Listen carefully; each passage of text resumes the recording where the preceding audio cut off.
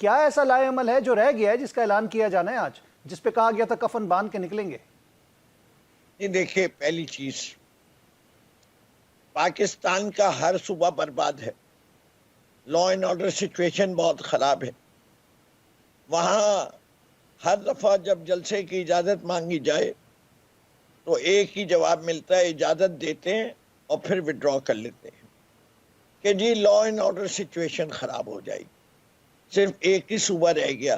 کل آپ نے بلوچستان کوئٹہ میں دیکھا کہ پہلے پرمیشن دی گئی اور پھر جب جلسے کے سارے انتظامات ہو گئے اور کانپیں ٹانگنے لگی تو انہوں نے کہا یہاں تو کامیاب جلسہ ہو جائے گا تو ہماری پوزیشن ویک ہوگی تو دروازے بند کر دیے. اس سے پہلے ہر جگہ چاہے وہ سندھ ہو، کوئی جلسے کی پرمیشن ایک جماعت کو نہیں ملتی، باقی سب بغیر پرمیشن کے کریں. جماعت اسلامی اس شہر میں کر چکی سلیم جلسے صاحب، کو آج کا 10. واقعہ افسوسناک واقعہ آپ نے دیکھا کوئٹہ کا، اور جو بلوچستان کے حالات ہیں اس کے تناظر میں کوئی بڑا کوئی لا اینڈ آرڈر مسئلہ نہ بن جائے، اس کو تو ہمیں کنڈیم نہیں کرنا چاہیے، بلکہ ہمیں تو دیکھنا چاہیے خدا نہ خواستہ کل کے اس کے اندر کوئی ایسا واقعہ جو آج کوئٹہ اسٹیشن پہ ہو گیا تو پھر کون ذمہ دار ہوتا؟ جی میں تو یہ کہہ رہا ہوں پاکستان کے ہر صوبے کے یہی حال ہے سوائے کے پی میں. کے پی میں کیوں نہیں ہوتا؟ وہاں بھی تو ہم چوتھا جلسہ کر رہے ہیں، 5واں بڑا جلسہ کر رہے ہیں. بات ساری یہ ہے کہ جہاں نہیں ہو رہا، یہاں تو بلوچستان میں تو 50 سال سے یہ مسئلہ ہے. 1971 سے مسئلہ شروع ہوا ہے، آج کا مسئلہ ہے. پنجاب میں کیا مسئلہ تھا؟ کیوں نہیں دیتے؟ فنڈامنٹل رائٹ ہے میرا to protest, to assemble, freedom of speech. کیوں ہمارے لوگوں کے گھروں پہ چھاپے پڑ رہے؟ کیوں ان کے لاہے عمل گھروں کیا کے ہوگا تو اس آپ کے کا؟ گھر توڑے کوئی جا کوئی رہے ہیں؟ اعلان بڑا کیا ہے آپ لوگ جس کے حوالے سے بھی؟ میں آ رہا ہوں، اس کے اوپر بھی آؤں گا.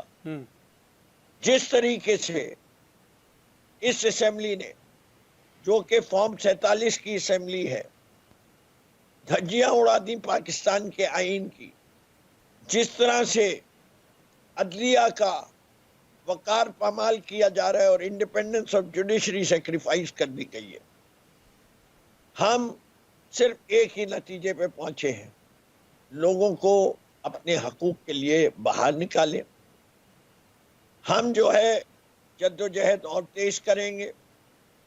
ہم بار بار لوگوں کو کہہ رہے ہیں کہ اب نکلو، پورے پاکستان میں نکلو. اگر خان صاحب کہتے ہیں اسلام آباد آؤ تو اسلام آباد آؤ، بار بار آؤ. اس وقت تک آتے رہو جب تک اس حکومت کا خاتمہ نہ کر. یہ دیکھیے، پہلی چیز تو میں صاحب محترم سے یہ کہنا چاہوں گا کہ جلسہ میرا فنڈامنٹل رائٹ ہے. جب میں اس کے رولز وائلیٹ کروں تب آپ پکڑیے. جب تک میں نے اس کے رولز وائلیٹ نہیں کرتا تو آپ کو میرے لیے کچھ نہیں کر سکتے. میری وہ رائٹ ہے. یہ رائٹ صرف ایک پارٹی کے لیے آپ ریسٹرکٹ نہیں کر سکتے. جماعت اسلامی کے کتنے ہوئے، جے یو آئی کے ہوئے، خود تو آپ میں سخت ہی نہیں ہے کہ آپ لوگ کر سکیں کہیں.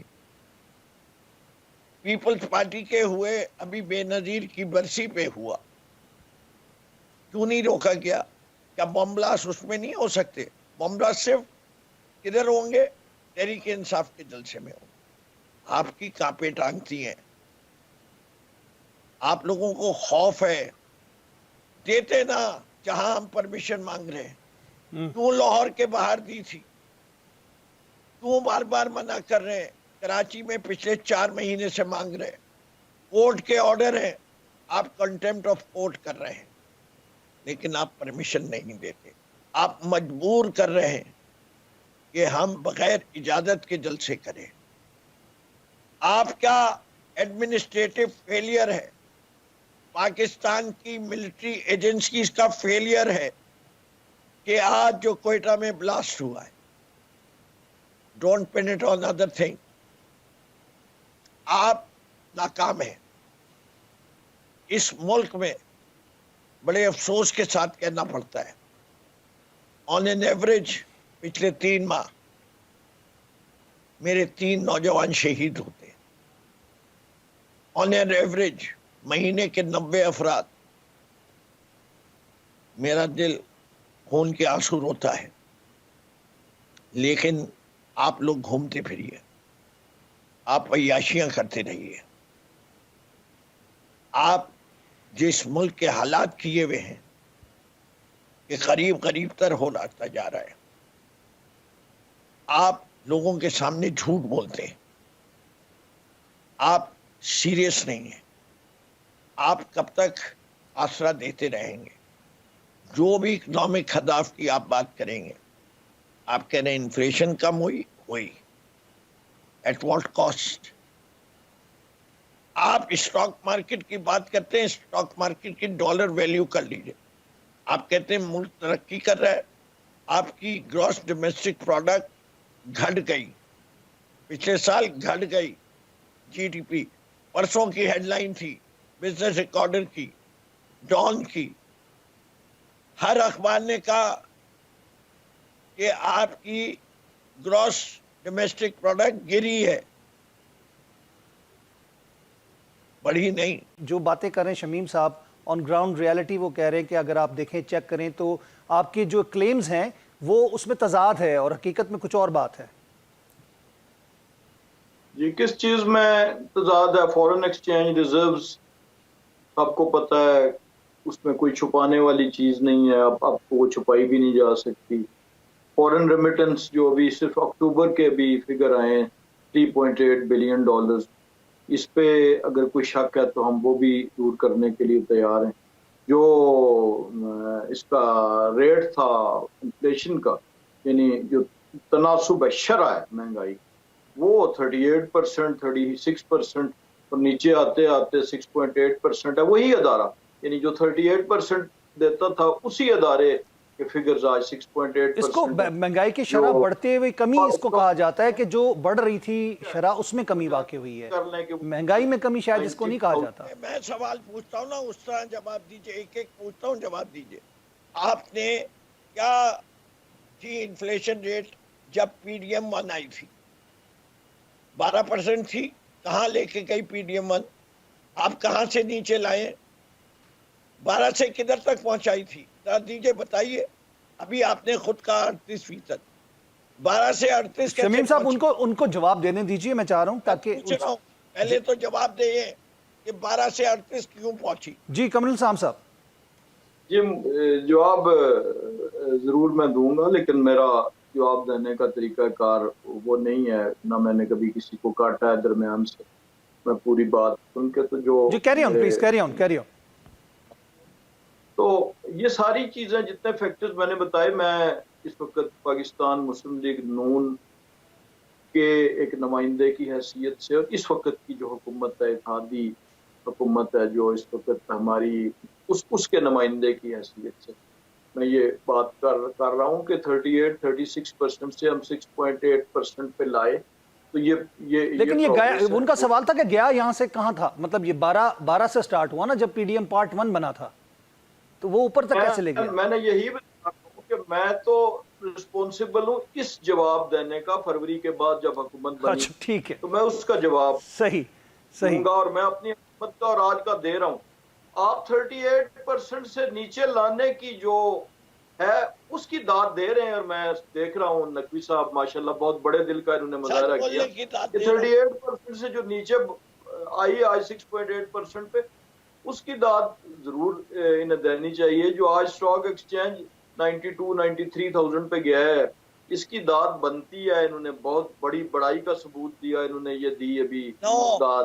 اس اگر اجازت دیں تو میں ایکسپلین کر دوں, میں اسٹاک ایکسچینج ایکسپلین کر دوں. قوم کو بے وقوف مت بناؤ. اسٹاک ایکسچینج ڈالر میں میجر کرو. شمیم صاحب آپ کو موقع دیتا ہوں اس پہ آپ کاؤنٹر کوسچن کر سکتے ہیں. $400 ملین سے کم ہے آج بھی اسٹاک ایکسچینج جس مقام سے آپ نے لی تھی. آپ ایک چیز کی جس کی ویلیو 200 روپے تھی, آپ ڈی ویلیو کر کے 300 روپے کر دیں اور کہیں کہ 33% روپے میں قیمت بڑھ گئی. वाह। क्या समझते हैं जो अहदाफ आप लोगों ने तय करके रखे हैं, खास तौर पर इस जलसे के बाद एक तहरीक और साथ साथ टारगेट क्या है, आप लोगों ने अचीव क्या करना है इससे? देखिए, बड़ी वादे तौर पे मैं इनसे कह, ये पंजाब में ये दे दें परमिशन, सिंध में दें परमिशन, वहां तो सरकार नहीं है, हम्म, वहां तो लोग जो है जो आएंगे वो प्योर सपोर्टर्स आएंगे। तो आप ये मान रहे हैं कि पूरी- सरकारी मुलाजमीन आते हैं? नहीं, अगर ये कह रहे हैं, मैं तो इनको एक काउंटर प्रपोजल दे रहा हूं ना। अच्छा। मैं तो कह रहा हूं आते ही नहीं है। मेरा काउंटर प्रपोजल ये है, लाहौर में दें इजाजत कि जिधर चाहो जलसा करो, कराची में दें इजाजत जिधर चाहो जलसा करो, इस्लामाबाद में कहें जिधर चाहो जलसा करो, रास्ते में सड़कें ना खोदें, इस्लामाबाद को कंटेनर आबाद ना बनाएं, लोगों को आने की आज़ादी हो, हमारे किसी वर्कर को अरेस्ट ना किया जाए जलसे से पहले, हमारे किसी वर्कर को अरेस्ट ना किया जाए अगर वो पीसफुल रहे।